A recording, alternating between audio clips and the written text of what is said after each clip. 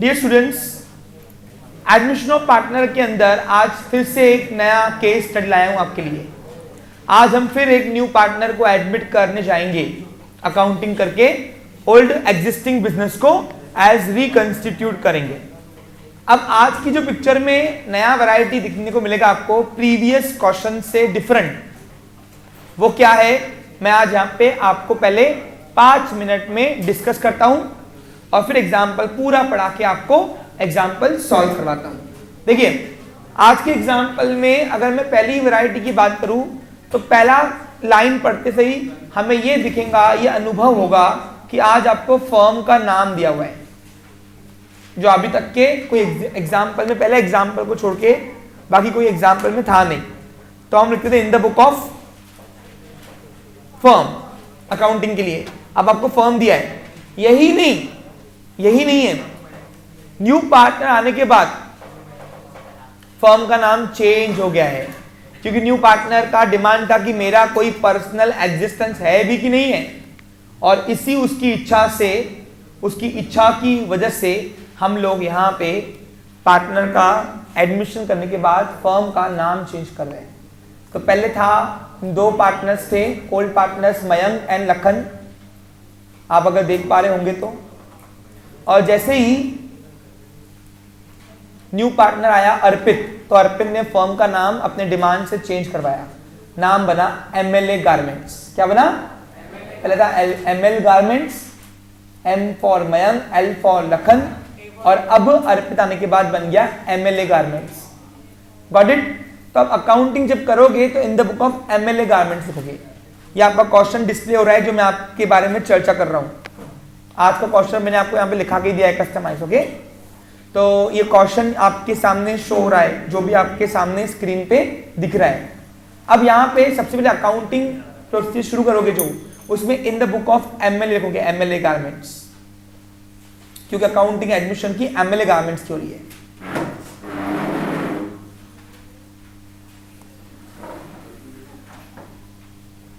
खैर हो आप?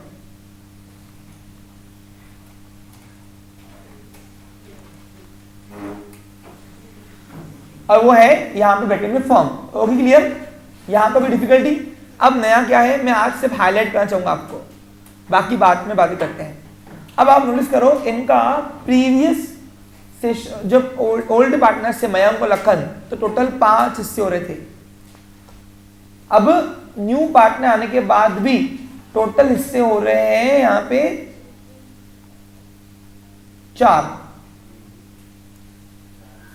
और 4 में से एक हिस्सा लेके बैठा है अर्पित, कम हुआ है इससे। क्या हुआ है टोटल? तो अब यहाँ पे सर ये हिस्सों का करना क्या है, न्यू पार्टनर न्यू रेशो काम है क्या? तो यस, आज के एग्जाम्पल में न्यू रेशो का काम है। क्यों?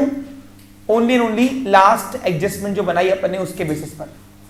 देखो आज फिर से हमको न्यू रेशो से तीनों पार्टनर्स का कैपिटल अकाउंट एडजस्ट करना है।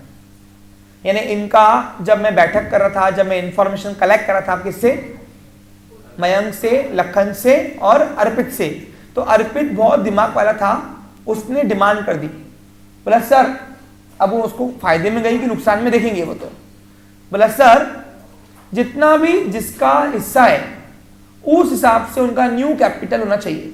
यानी यहाँ पे अर्पित ने और न्यू पार्टनर ने डिमांड की कि मेरा न्यू कैपिटल और न्यू रेशो बेस लेकर रिमेनिंग ओल्ड पार्टनर्स का आप कैपिटल एडजस्ट करो। यानी क्या, अगर उनका कैपिटल कम भर रहा होगा तो लो उनसे पैसे, और ज्यादा भर रहा होगा तो उनको दो। याद करो प्रीवियस सेशन में भी हमने कैपिटल अकाउंट एडजस्ट किया था न्यू रेशो से, और हमने ये अनुभव किया था कि प्रीवियस सेशन में दोनों न्यू ओल्ड पार्टनर से हमने पैसे लिए थे, क्योंकि वो नए हिस्से ज्यादा लेके बैठे थे अपने रेशो से।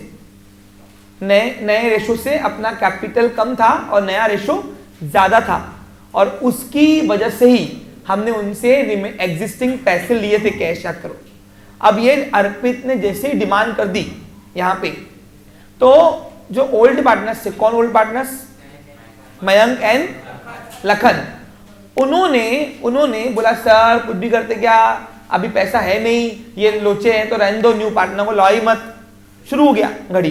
पैसे वैसे देंगे नहीं, आप बोलोगे इतने कम भर रहे तो बाद में दो, हमने ऑलरेडी जितना था दुकान में लगा चुके, अब नया पार्टनर आए तो आए, नहीं तो ये रोले चोले करना तो बंद करो। तो मैंने बोला इसका भी समाधान है, मैंने ओल्ड पार्टनर को समझा इसका भी समाधान है। बोलो क्या?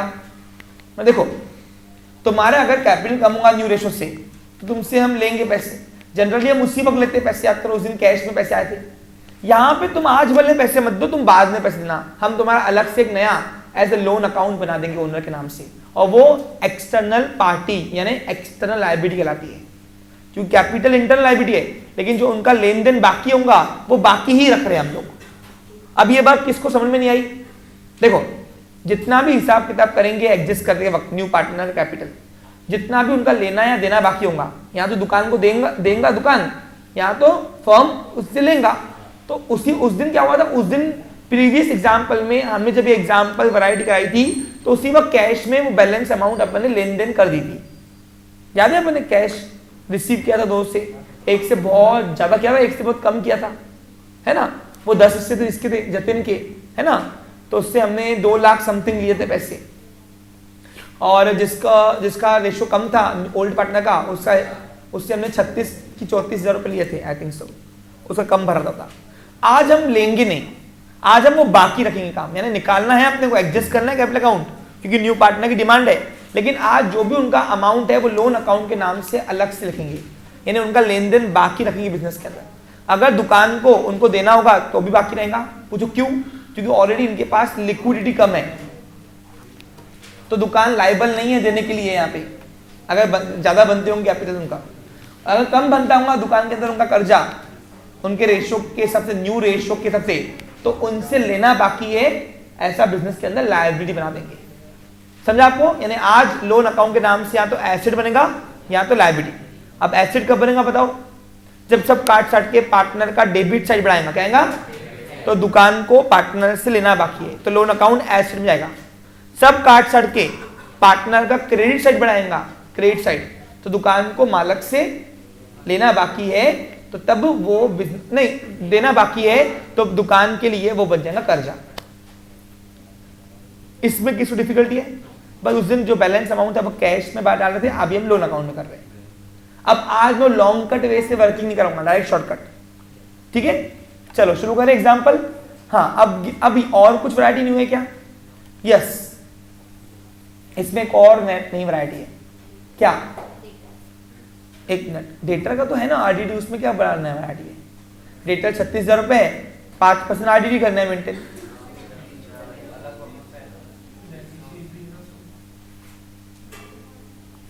एक मिनट, कुछ गड़बड़ी है लगता है, एक मिनट, क्वेश्चन में कुछ गड़बड़ी है। ओके, हाँ ठीक है, ये एक लाइन था, इसको करेक्शन की नीड थी, मैंने कर दिया, तो मैं ध्यान दो। अब यहाँ पे एक नया वैरायटी एक और है जो मैं हाईलाइट करना चाहूंगा आपके साथ, वो है प्रिपरेशन में जो हम वर्किंग के तौर पे लेजर बनते थे, अब वहां पे कंपलसरी हो गए। कंपलसरी यानी क्या? अब आप देखिए, रिवैल्यूएशन अकाउंट पूछा है प्रिपेयर में, पार्टनर्स कैपिटल अकाउंट पूछा है, बैंक अकाउंट भी पूछा है, गुडविल अकाउंट भी पूछा है, और बैलेंस शीट पूछी है न्यू फर्म की। तो अब यहाँ पे कोई वर्किंग नहीं है, सब कंपलसरी लेजर है। एक और बात मैं आपसे एग्जाम्पल को शुरू करने के पहले डिस्कस करना चाहूंगा, और वो कौन सी है?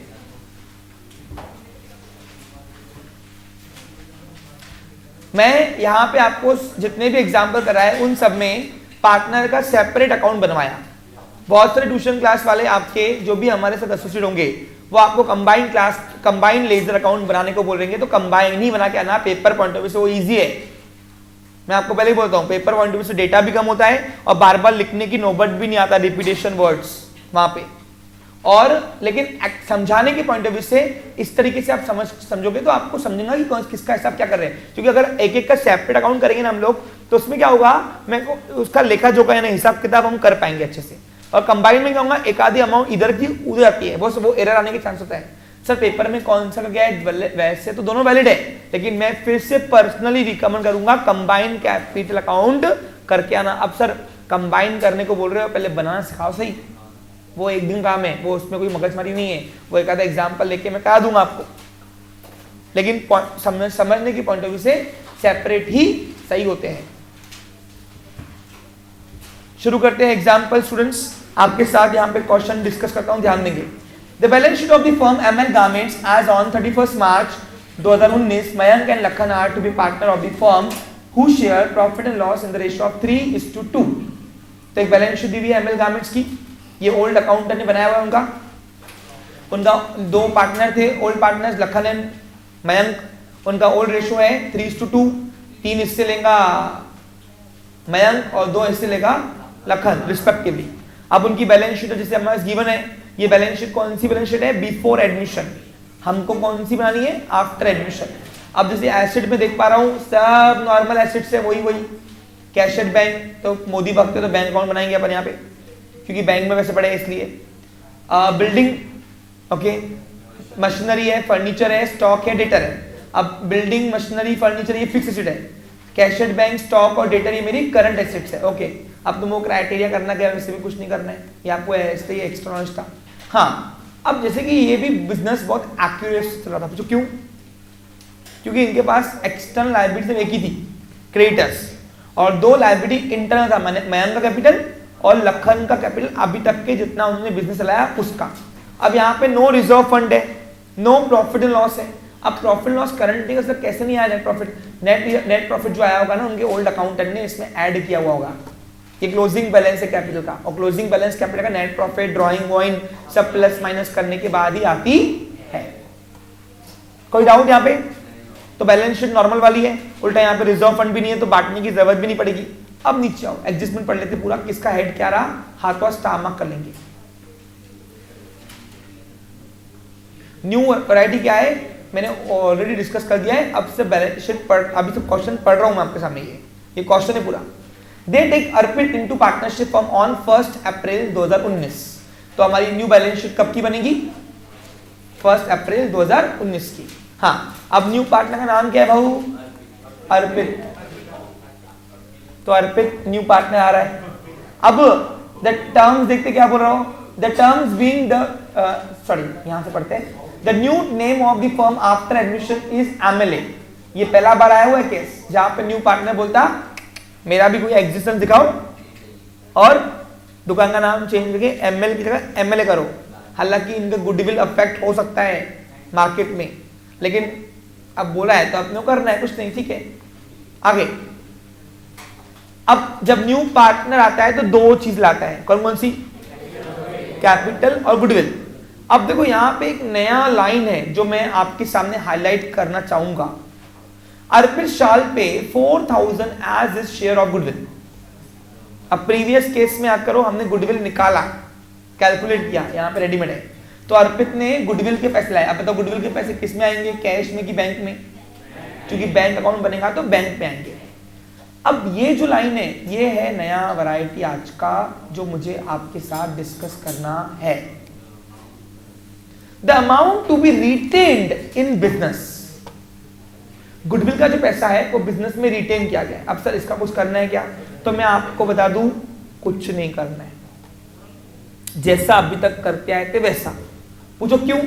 सुनो, अभी देखो जितने भी हमने एग्जाम्पल किए उसमें जब new partner Bharat please goodwill का पैसा लाता है, न्यू पार्टनर जब गुडविल का पैसा लाता है तो वैसे भी ये बिजनेस में रिटेन होता है, रिटेन जमा ही रहता है। पूछो कैसे?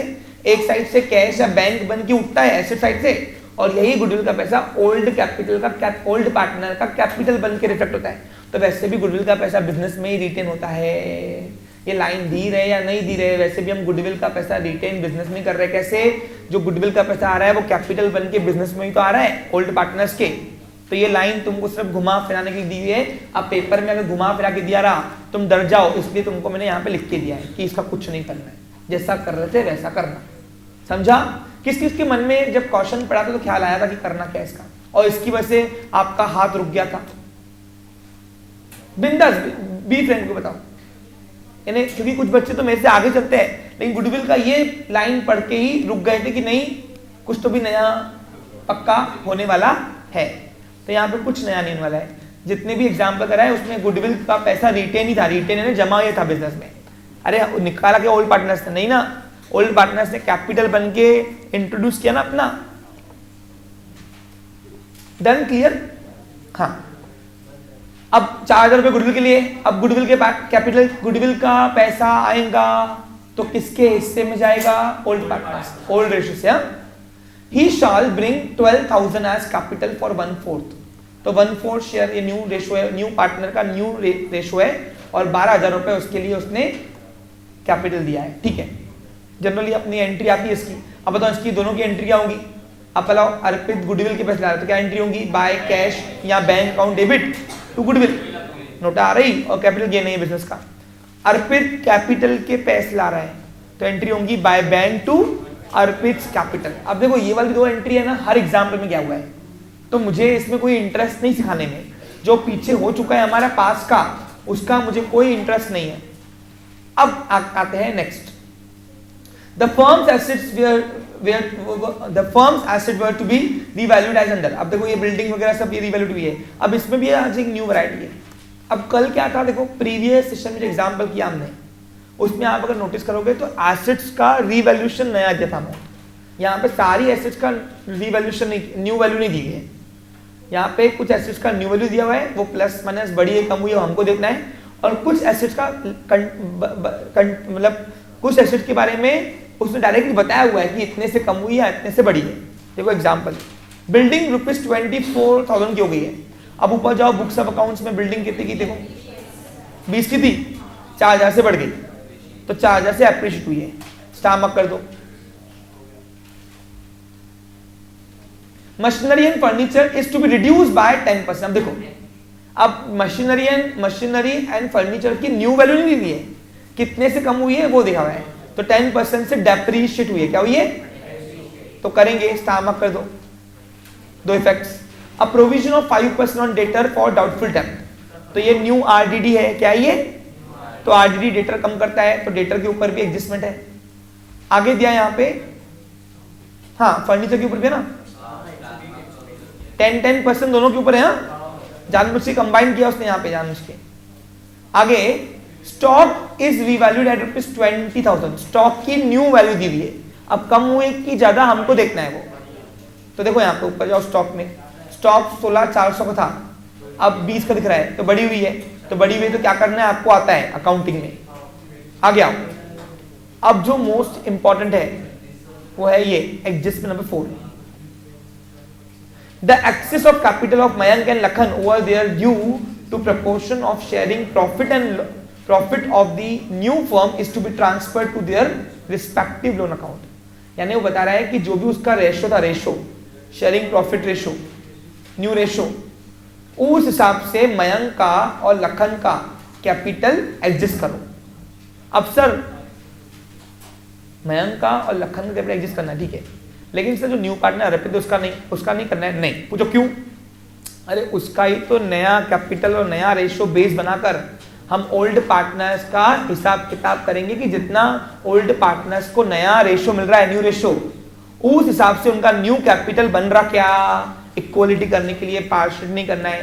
लेकिन उस दिन क्या हुआ था, प्रीवियस एग्जाम्पल में मैंने आपको ये क्वेश्चन लिया हुआ है ना अपने, लेकिन उस दिन प्रीवियस सेशन में क्या हुआ था, प्रीवियस एग्जाम्पल जो केस स्टडी आई थी हमारे सामने, उसमें अपने कैश का लेन देन करके मोकला कर दिया था। यहाँ पे पैसे ना फर्म के पास है ना ओल्ड पार्टनर्स के पास है, तो ये बाकी में रखेंगे। क्या करेंगे?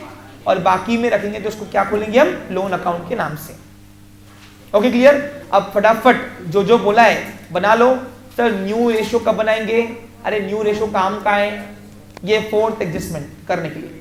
अब फोर्थ एडजस्टमेंट सबसे लास्ट में करते हैं, याद करो। जब ओल्ड पार्टनर से कैपिटल निकालने का जो बारी आता है, हिसाब किताब, तब हम करते हैं। तो इसको ऐसे भी लास्ट में करना है, तो जब करेंगे तो हाथों हाथ न्यू रेशो का वर्किंग करके न्यू कैपिटल एडजस्ट कर देंगे। क्लियर पिक्चर तीनों पार्टनर्स का? ओके, तो ये न्यू रेशो फिलहाल निकालो मत, जो पूछा है पहले उनका प्रोफार्मा बना लो। प्रोफार्मा मेरा रेडी, आपका क्लियर है? तो पहला लेजर बनेगा revaluation account having two side, debit side और क्रेडिट साइड। दूसरा लेजर बनेगा, बोलो कौन सा?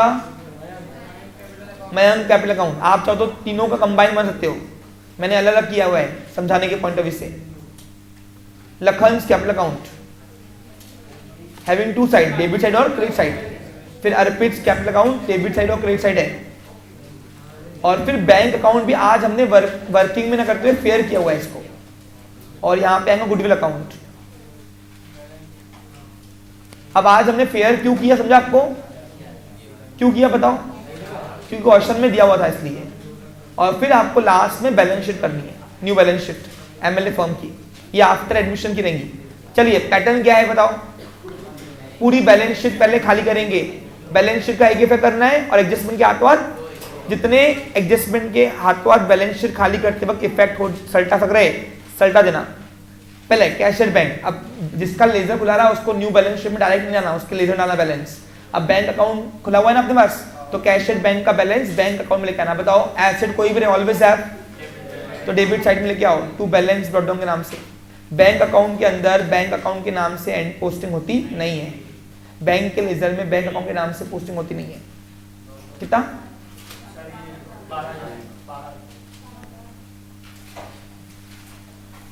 अब इसका कोई इफेक्ट नहीं होगा, बस 4000 है बोलते।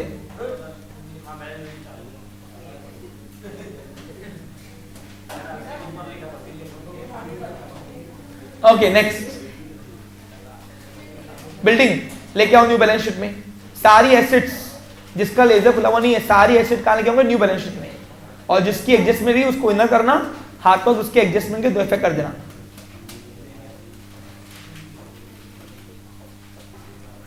अब बिल्डिंग कितने की है? बुक वैल्यू देखो ऊपर, अब इसके ऊपर एडजस्टमेंट है ना, एप्रिशिएट हुई 4000 से, तो ऐड करो इसको।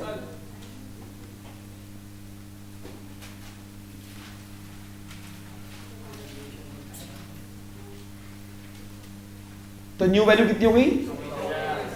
अब बताओ एसेट बनना अच्छी बात है बुरी बात है? तो क्या हुआ? लॉस की profit, profit and all type of profit कहां जाते? रिवैल्यूएशन के ग्रेड में। तो यहां लिखो, अब कौन सी एसेट की वजह से आ रहा है प्रॉफिट? तो वो एसेट का नाम यहां लिखते हैं बिल्डिंग अकाउंट।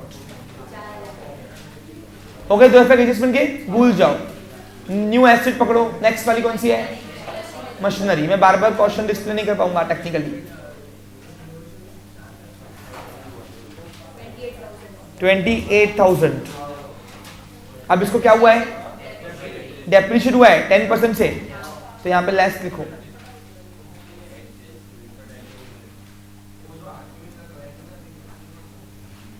कितना? 2800 से।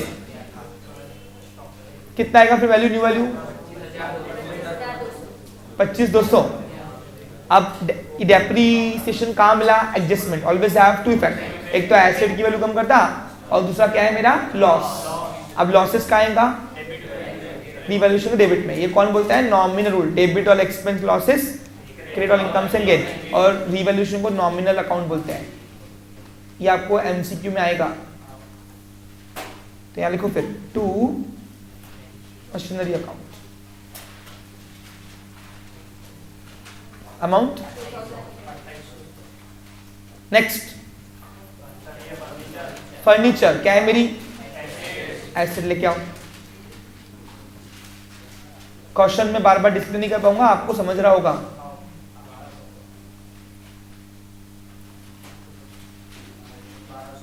₹1200 है। क्या हुआ है? डेप्रीशिएट, तो लेस करो। डेप्रीसिएशन मेरी एसेट की वैल्यू कम करता है, 10% है ना, तो न्यू वैल्यू कितनी होगी? 1080। अब बताओ ये कहां मिला? Adjustment, always have two effect. ये वाला बैलेंस शीट मिला, इसका एक इफेक्ट किया, लेकिन डेप्रीशिएट जो है वो एडजस्ट मिला, ऑलवेज हैव टू इफेक्ट। एक तो माइनस किया और दूसरा क्या है मेरी? लॉस।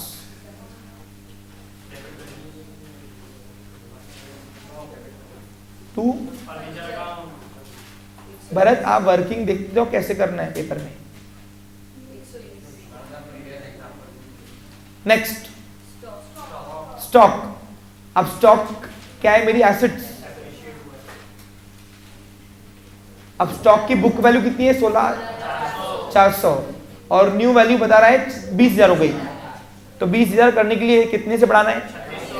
2600 रुपए से बढ़ाना है बोलते, 3600 से, 3600 रुपए से बढ़ाना है। तो न्यू वैल्यू 20,000 हो गई। अब बताओ ये 3600 रुपए कहां मिला? Adjustment, always have. एक तो एसेट को बढ़ा दिया, और एसेट बनना अच्छी बात है बुरी बात है?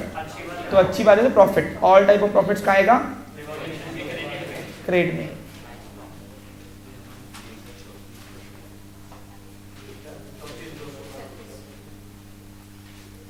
अब एसेट सारी खत्म हो गई कि नहीं? डेटर भी है। अब डेटर लेके आओ न्यू बैलेंस शीट में।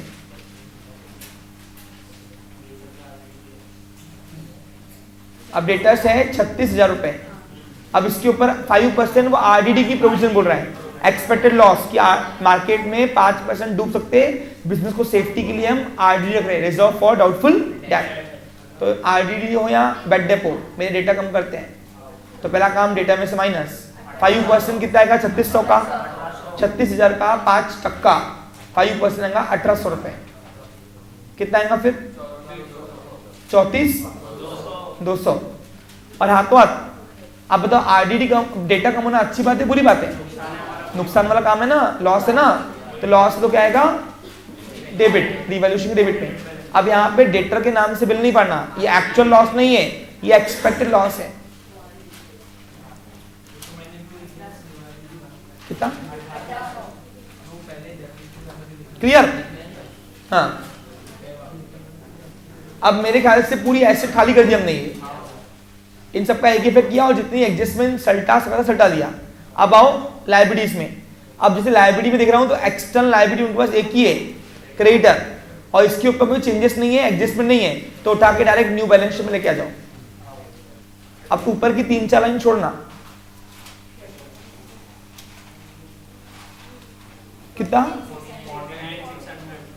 49,600। ओके हाँ। अब खाली हो गया balance sheet, always have an effect. एक बार जो आ गया आपका ही नहीं आएगा। अब आओ कैपिटल। अब मयंक का कैपिटल मयंक की कैपिटल लेके आओ, और लखन का कैपिटल लखन के इसमें लेके जाओ। अब जिनका लेजर अकाउंट रहा उनके नाम से अंदर पोस्टिंग होती नहीं, तो उनके नाम से अगर लिखने की नौबत आई तो क्या लिखोगे आप? बैलेंस। तो अब बताओ लायबिलिटी कोई भी ऑलवेज है कौन सा बैलेंस? Credit balance. तो मयंक का बैलेंस कैपिटल अकाउंट मयंक के क्रेडिट साइड में लेके आओ, क्या नाम से? Balance carried down, brought down, opening balance बोलते इसको।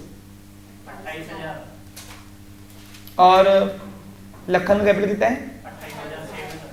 अब देखो कंबाइन में क्या होता है, ये बार बार आपको लिखने की नौबत नहीं आती।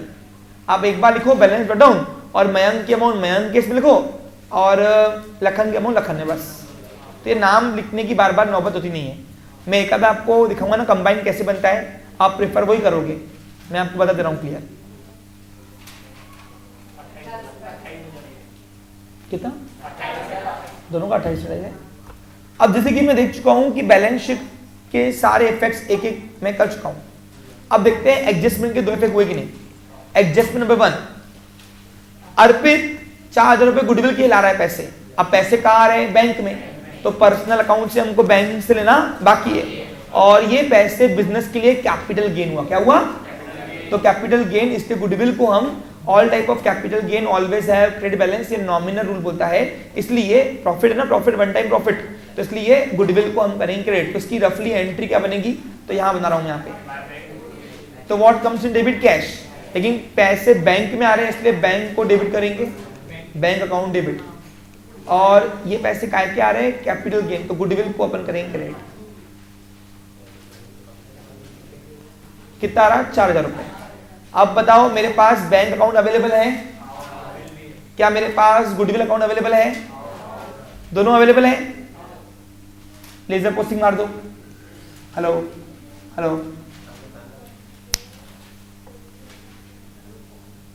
हाँ। अब इसकी लेजर पोस्टिंग करेंगे। Adjustment always have 2 effects. तो बैंक के डेबिट डालो एक effect to goodwill account. Amount कितना है? 12,000, 4,000 रुपए। और गुडविल के क्रेडिट साइड में अपोजिट नेम बाय। अब आप अपना टेक्स्ट बुक खोलोगे ना, एग्जाम्पल सॉल्व करोगे ना, बहुत कंफ्यूजन लगना। पूछो क्यों? जो एक्स्ट्रा के लेजर है ना वो नहीं खुले हुए वहां पे, तो ये इफेक्ट्स कहां से आ रहे हैं तो समझेगा ही नहीं आप उसमें। समझा क्या? अर्पित अमृत सॉरी, हाँ आगे बढ़ू। यस, अब एडजस्टमेंट नंबर 1 के 2 इफेक्ट हो चुके हैं।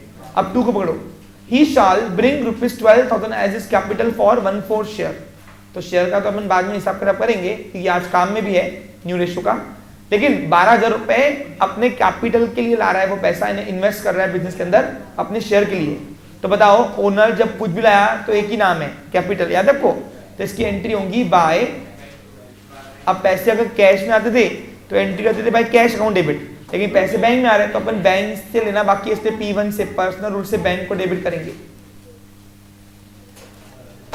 और ये किसने लाया पैसा? ओनर ने। ओनर का पैसा बिजनेस के अंदर पहला कर्जा, तो कैपिटल के नाम से आना चाहिए था, लेकिन यहाँ पे पार्टनरशिप में एक ओनर नहीं है, 3 है, तो कौन सा ओनर ला रहा है? तो यहाँ पे अर्पित के नाम से आएगा।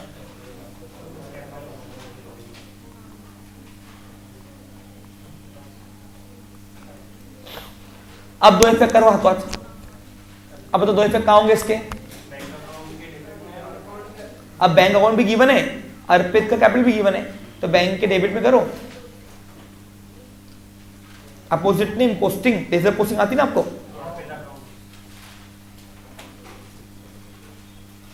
अर्पित कैपिटल अकाउंट कितना अमाउंट है? 12,000। और अर्पित कैपिटल की क्रेडिट साइड में अपोजिट नेम बाय बैंक।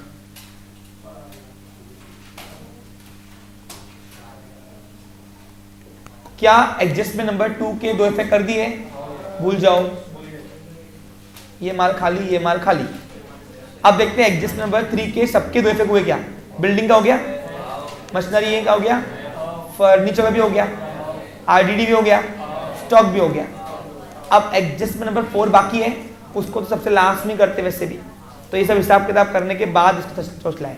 हाँ, अब सबसे पहले ये एडजस्टमेंट नंबर 4 यानी न्यू पार्टनर का कैपिटल रेशो निकालने के लिए पहले वो सारे लेजर क्लोज कर देना जिनका बैलेंस जो है वो पार्टनर्स के कैपिटल अकाउंट में रिफ्लेक्ट होता है।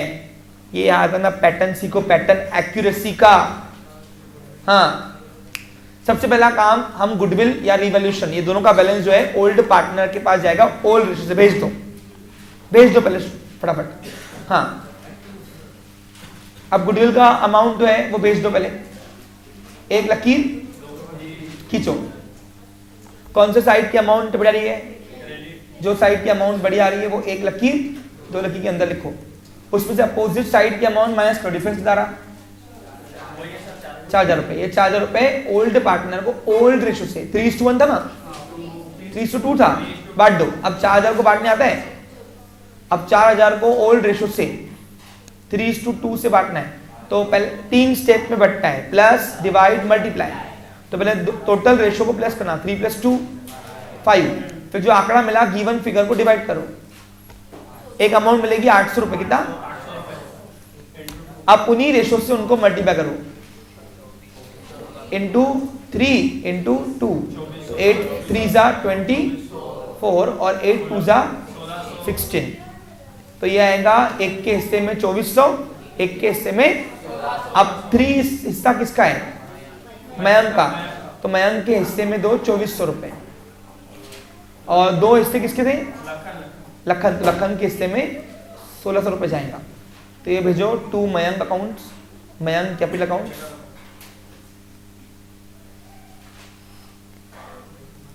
और ये जाएगा टू किसके पास? Lakhan capital account.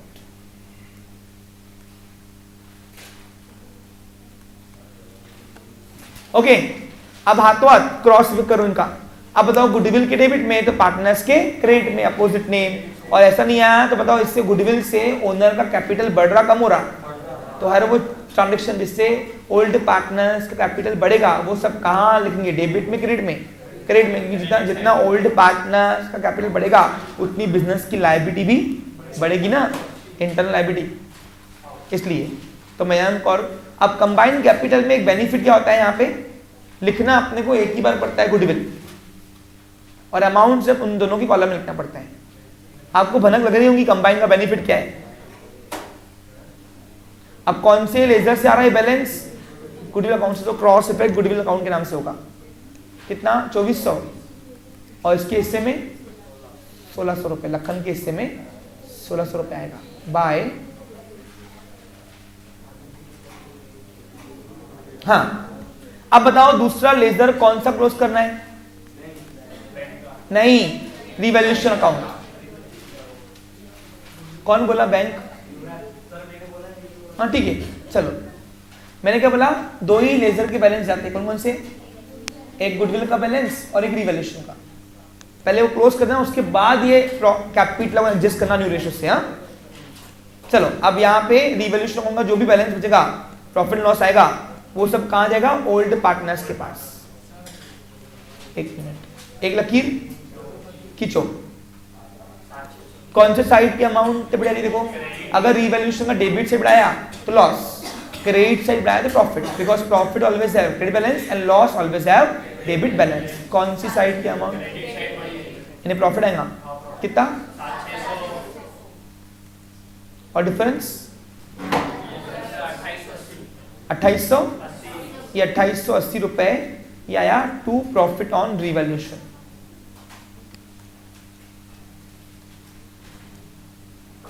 अब ये प्रॉफिट पे किसका हक है? ओल्ड पार्टनर्स का। तो ओल्ड रेशियो से बांट दो उनको। अब इससे बांटना आता है कि मैं कराऊं यहाँ पे इसे? अब 2880 को 3:2 से ओल्ड रेशियो से बांट दो। 1728 और 1152 रुपए बोलते हैं। हाँ, अब इसको भेजो उनकी कैपिटल अकाउंट में। अब बताओ 1728 रुपए कौन किसकी जेब में जा रहा है? तो यहां लिखो मयंक कैपिटल अकाउंट,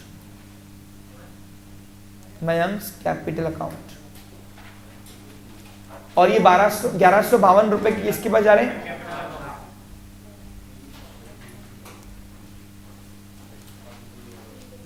ओके बच्चा लोग समझा? अब हाथों हाथ क्रॉस करो। यहाँ तो प्रॉफिट ऑलवेज है, कौन सा बैलेंस? Credit balance. तो ये पार्टनर्स की क्रेडिट साइड लेके आओ। और अगर क्रेडिट साइड नहीं समझा वो टाइम पे, तो बस क्रॉस इफेक्ट करो लेजर पोस्टिंग्स के।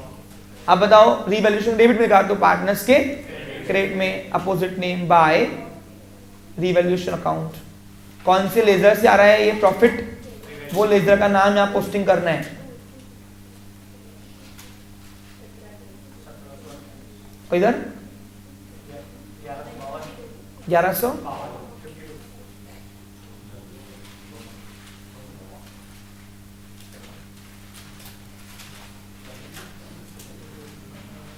ओके।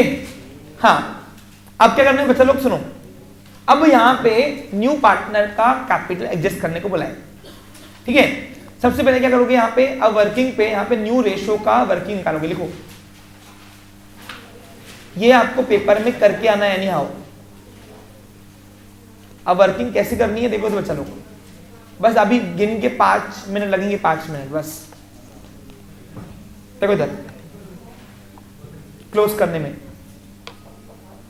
हाँ, यहां लिखो working.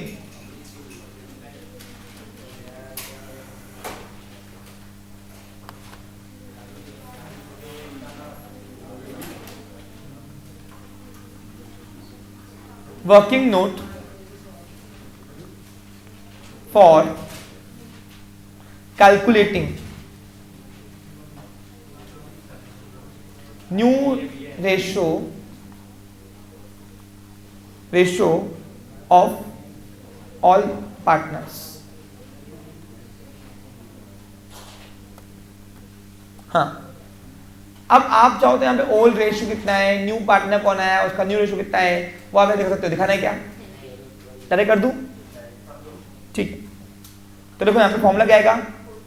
New ratio is equals to old ratio into balance of 1। अब रेशियोज की प्रैक्टिस हमने काफी ली हुई है पीछे, तो मैं अभी सिर्फ आपको परफॉर्म कर रहा हूं इस सेशन के माध्यम से। मैं आपको रेशियो सिखा रहा नहीं हुआ। हाँ, अब तीनों का नया रेशियो निकलेगा, तीनों का। अब पहले निकालते हैं किसका? मयंक का। अब देखो मयंक, ये कौन, अर्पित के आने के पहले टोटल हिस्से हो रहे थे बिजनेस 5। आपने देखा, दिख रहा है? और 5 में से मयंक 3 हिस्से लेके बैठा था, बराबर कि नहीं? तो इसका जो ओल्ड रेशो था वो था 3:5। कैसे समझा आपको? अब अर्पित आया, अर्पित के आने के बाद टोटल हिस्से 4 हो रहे, कितने हो रहे? और अर्पित बोल रहा मेरा तो एक हिस्सा पक्का है, बाकी तुम देखो क्या है। अब 4 में से अगर एक हिस्सा अर्पित लेके बैठा हुआ है तो अर्पित ने बाकी दोनों के लिए कितने हिस्से छोड़े? 3। तो यही अब 3 में से मयंक का कितना और लखन कितना, वो निकालने के लिए तो हम ये न्यू रेशियो निकाल रहे हैं। तो ये उनका न्यू रेशियो आया 3/4। ये 3/4 कैसे आया समझा क्या आपको? कितन समझा क्या ये? हाँ, तो इनटू यहां पे करेंगे 3/4। ये है बैलेंस ऑफ 1, यानी न्यू पार्टनर का न्यू रेशियो में से उसका रेशियो निकाल दिया, तो बाकी ओल्ड पार्टनर के जो हिस्सा बचा वो कहेंगे हम बैलेंस ऑफ 1। हाँ, अब बताओ इसको सीधा सीधा मल्टीप्लाई करना है। 3 3 जा 9 और 5 4 जा, तो 20 हिस्से होंगे। अब अगर 20 हिस्से होंगे तो 9 हिस्से लेके बैठा है कौन? घड़ी मैम। अब ऐसे ही निकालेंगे किसका? लखन का। आज न्यू रेशियो का काम है। हाँ, अब लखन का ओल्ड रेशियो 2/5, कैसे पता है आपको? और उसका न्यू रेशियो आया 3/4। ये 3/4 कैसे करना आपको? तो 2 3 जा 6 एंड 5 4 जा 20। तो हिस्से हुए 9, 1 के हिस्से 1 के 6। अब टोटल 20 होने 20, 9 और 6 15 हो गए, बाकी बचे कितने? 5। हाँ, तो यहां पे लिख देते। अब लिखो यहां पे किसका हिस्सा करेंगे? अर्पित का। अब अर्पित का 5 आना है, पक्का है। दिखाना कैसे मालूम को? ये ओल्ड पार्टनर कितना सेक्रीफाइस कर रहे हैं पहले इससे 5 में से, तो ये 5/5 ये आएगा उनका सेक्रीफाइस करना जो आया उन्होंने ओल्ड पार्टनर से। और उसका न्यू रेशियो कितना है? 1/4। तो देखो 5 1 जा और 5 4 जा 20, तो रेशियो आया 5/20। यानी अब बताओ तीनों के 20 हिस्से में से किसके किसके हिस्से क्या हुए? समझा आपको? यहां दिखा दे रहे हैं हम लोग। तो देखो new ratio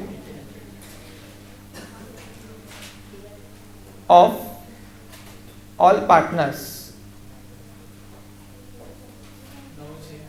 is equals to, कौन था पहले? Mayank,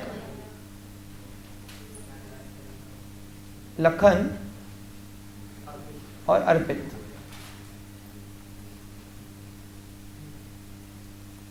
is equals to 9:6:5। ये कैसे आया आपको समझ में आ गया होगा। अब एक और वर्किंग करनी है न्यू कैपिटल निकाल के। अब अर्पित ने क्या बोला?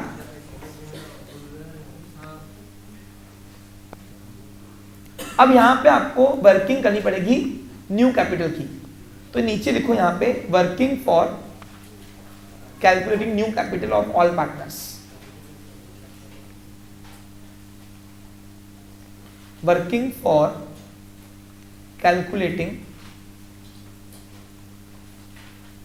New capital of all partners. All partners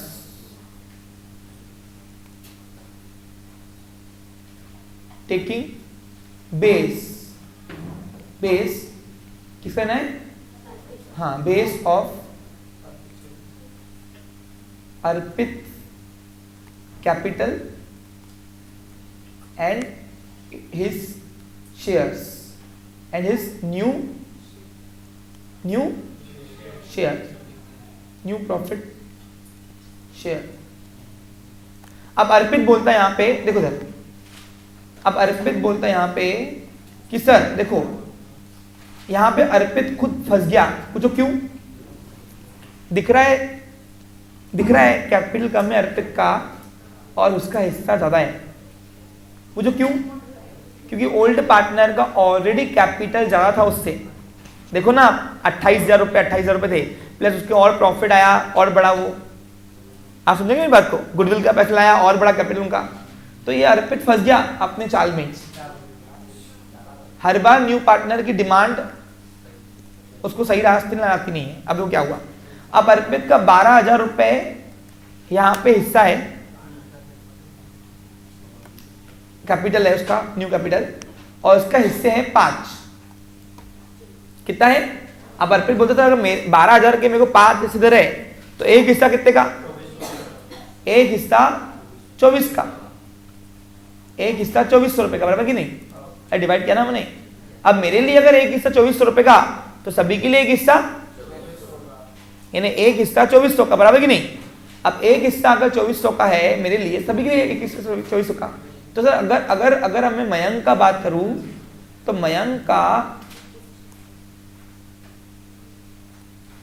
अब इस हिसाब से मयंक का, तो सर मयंक का तो फिर अगर एक हिस्सा 2400 का है तो मयंक के पास कितने हिस्से? 9 हिस्से। 9 हिस्से देखो ना, तो मयंक के अगर 9 हिस्से है नए वाले तो उस हिसाब से उसका नया कैपिटल कितना होना चाहिए? 21,600 रुपए। ये तो अटक गया, पूछो क्यों?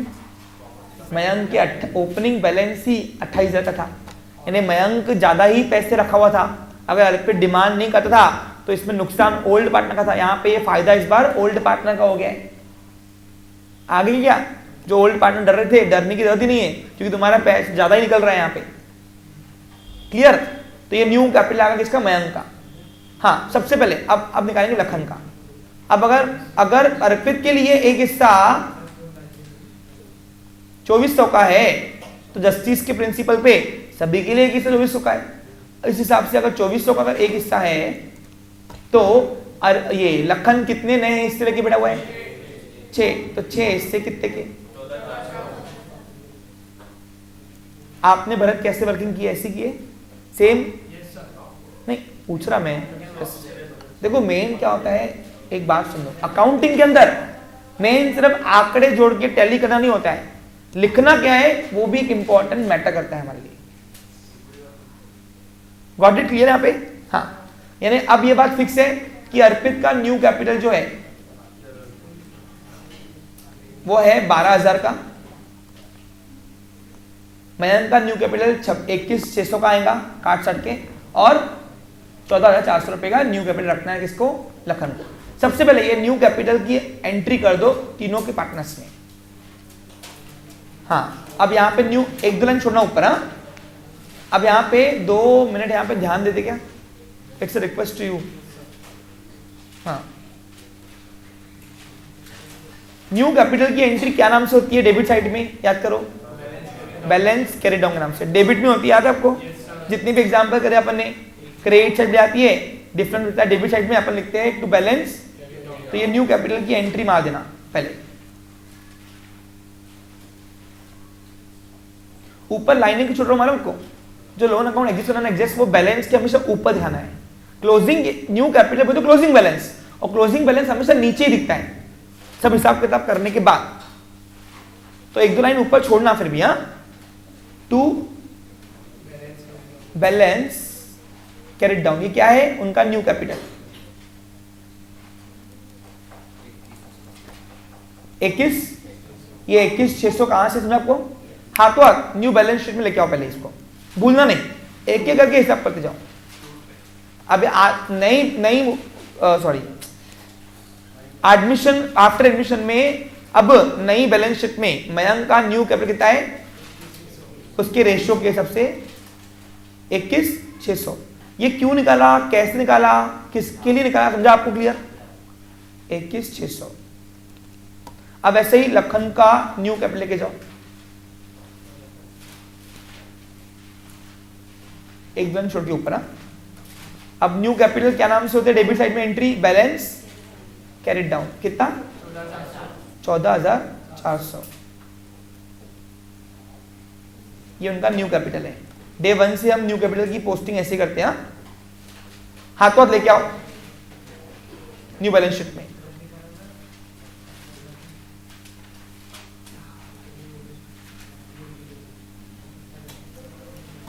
और अर्पित का तो 12,000 ही है, तो अर्पित का 12,000 रुपए यहां पे लिखे आओ टू बैलेंस कैरिड डाउन।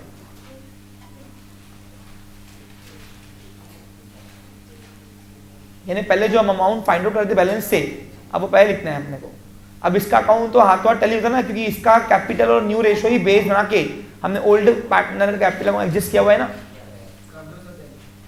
तो ये हाथों हाथ क्लोज करो क्योंकि ये टैली होता है।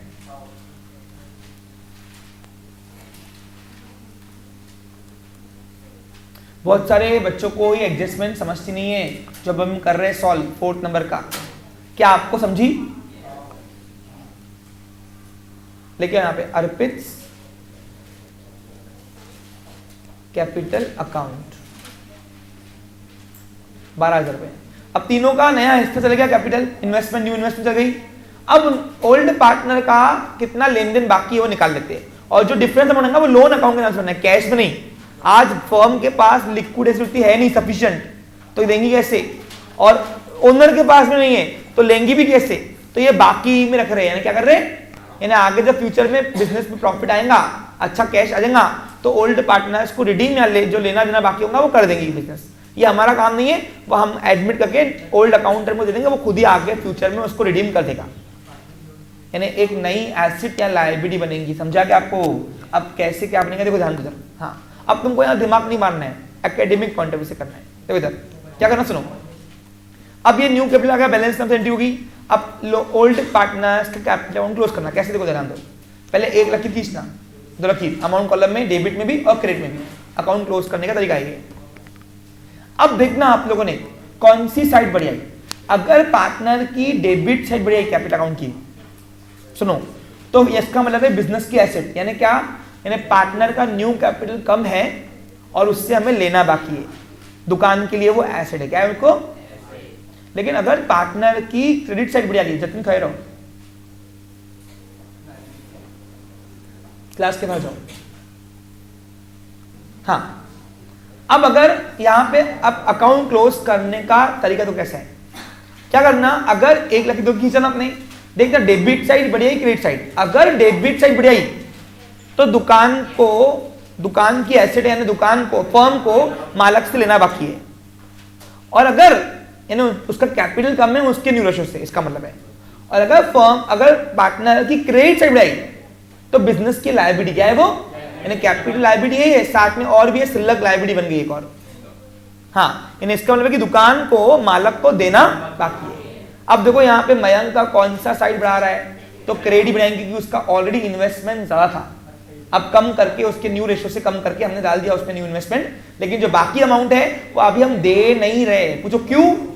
क्योंकि फर्म के पास सफिशिएंट कैश नहीं है, इसलिए। तो अब ये बाकी में रख रहे, बाकी में।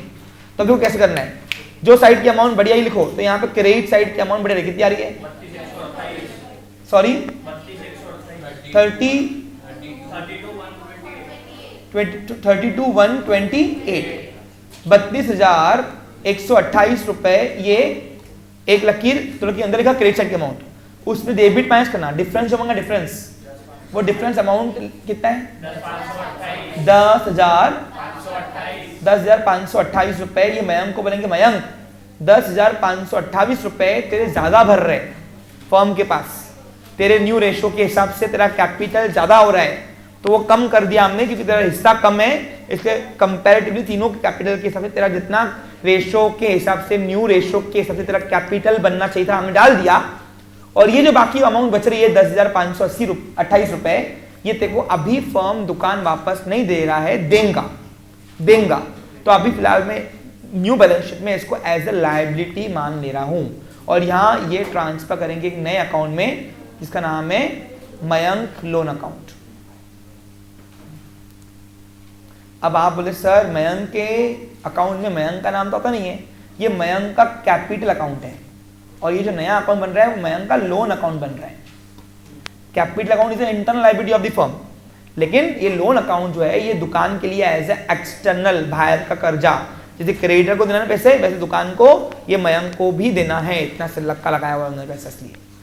तो अब बताओ ये किसका बैलेंस से बचा हुआ, क्रेडिट का है ना, तो यहाँ पे ये क्रेडिट का बैलेंस लायबिलिटी है, तो लायबिलिटी में लेकर आऊँ न्यू बैलेंस शीट में, क्या नाम से, मयंक लोन अकाउंट। ये फाइंड आउट किया अपन ने,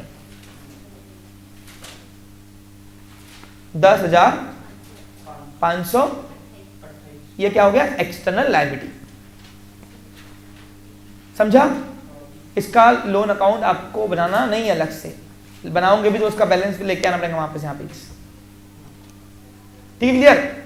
अब जैसे, अब बताओ, जैसे हमने देखो, वैसे हम बैलेंस सबसे लास्ट निकालते, ये वाला न्यू कैपिटल, यहाँ पे क्या करना है, एडजस्ट करने को बोले तो बैलेंस पे निकाल देना ये वाला, और फिर जो बचेगा वो किस में एडजस्ट करने को बोल रहा है। पिछले एग्जाम्पल में कैश में अपने किया था तो अपने कैश के साथ क्रॉस वेक किया था, यहाँ पे वो बोल रहा है लोन अकाउंट में रजिस्टर, तो अपने लोन अकाउंट नया बनाया।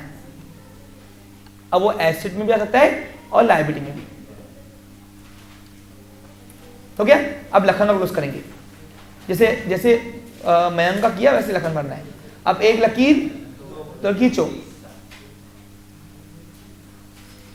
ओके, कौन से साइड की अमाउंट बढ़ रही, अगर क्रेडिट साइड की अमाउंट बढ़ रही तो दुकान को मालक को देना है, लायबिलिटी दुकान की, अकाउंटिंग दुकान की हो रही है, फर्म की, मालक की नहीं।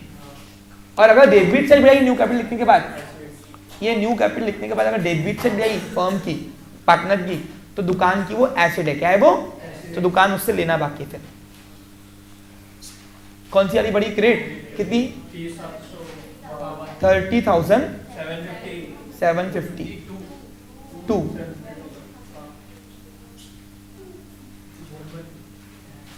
जो साइड की अमाउंट बढ़ी आई वो लिखो, यानी इसका मतलब है कि इसका भी कैपिटल एक्सेस पड़ा था इसके न्यू रेशियो के हिसाब से। तो वापस कर दो, डिफरेंस बता रहा 16,352 रुपए, ये उसके ज्यादा की भर रहे, एक्सेस भर रहे। फिलहाल फर्म के पास उतना पैसा है नहीं, तो हमने डिसाइड किया क्या है, अलग से लोन अकाउंट खोल के बाकी रखेंगे, फ्यूचर में जैसे कैश आएंगी हम रिडीम कर देंगे लोन अकाउंट। ये तो यहाँ पे लिखो 2 लखन लोन अकाउंट। अब बताओ ये एसेट में लिखे कि लायबिलिटी में, क्योंकि ये क्रेडिट का बैलेंस है और liability always have credit balance. Debit का होता है बचा हुआ बैलेंस, तो एसेट में आता था। Clear picture? Sorry loan account, Lakhan loan account. ठीक है, तो ये लायबिलिटी एक्सटर्नल लायबिलिटी बिजनेस की है।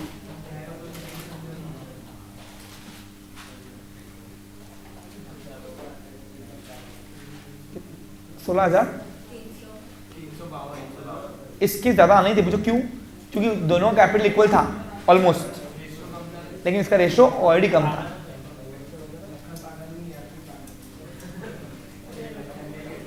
यहां पे ये सौदा अर्पित को भारी पड़ गया, पूछो क्यों? क्योंकि अर्पित का रेशो ज्यादा था उसके कैपिटल से बाकी कंपैरिजन में ओल्ड के, लेकिन अर्पित ने डिमांड किया है, तो ये फायदे का सौदा किसका हो गया? ओल्ड पार्टनर्स का। अब देखो, अब दुकान मालक को ओल्ड पार्टनर्स को 2 देंगी पैसे, कैपिटल को देंगी जब दुकान बंद होगी, तो ये पैसे रिडीम कब होंगे? जब दुकान बंद होगी तो। लेकिन ये पैसे बीच रास्ते में किसी साल में रिडीम कर देंगी फर्म, क्योंकि ये फर्म के लिए क्या है? As a external liability. क्या मेरी बात आप सबको समझ आ रहा है? यानी उनकी न्यू इन्वेस्टमेंट इतनी है और ये जो पैसा है इस पे अगर वो चाहे तो फ्यूचर में जब तक रिडीम नहीं करती तो इस पे इंटरेस्ट ले सकते हैं वो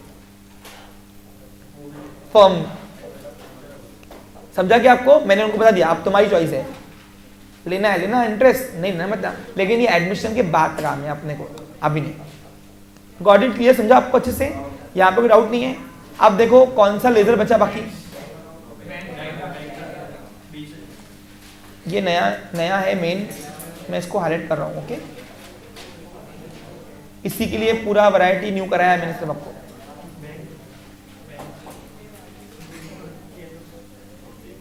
अब आपको मालूम पड़ा मैं 2-3 लाइन क्यों छुड़वाए थे बैलेंस।